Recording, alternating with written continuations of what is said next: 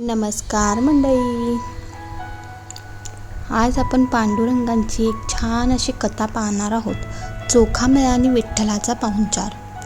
मित्रांनो, पंढरीच्या पांडुरंगाला कशाची ओढ असते? श्रीमंतीची की सोन्या नाण्याची?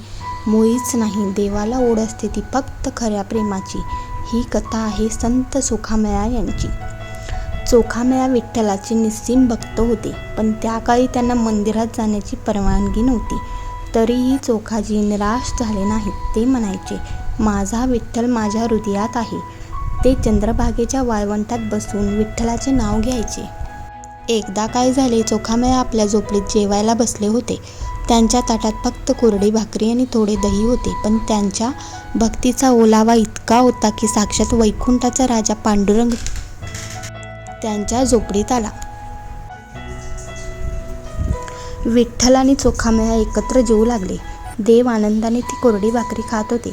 इतक्यात मंदिराचा पुजारी तिथून जात होता. त्याला देवाचा आवाज ऐकू आला. रागाच्या भरात त्याने चोखामेळा यांच्या गालावर एक थप्पड मारली. पुजारी मंदिरात परतला, पण तिथे काय दृश्य दिसते? विठ्ठलाच्या मूर्तीच्या गालावर थप्पडचा वन उमटला होता आणि देवाच्या डोळ्यातून अश्रू वाहत होते. देवाने जगाला दाखवून दिले की माझ्या भक्ताला मारलेली थाप थेट मला लागते. या कथेचा बोध आपल्याला काय घ्यायचा आहे? तर देव मंदिरातल्या मूर्तीत नाही, तर माणसाच्या निर्मळ मनात असतो. कोणाचेही मन दुखावू नका, कारण प्रत्येक माणसामध्ये तो पांडुरंग वास करतो. पुंडलिक वरदे हरी विठ्ठल, श्री ज्ञानदेव तुकाराम. जय हरी विठ्ठल, जय हरी विठ्ठल.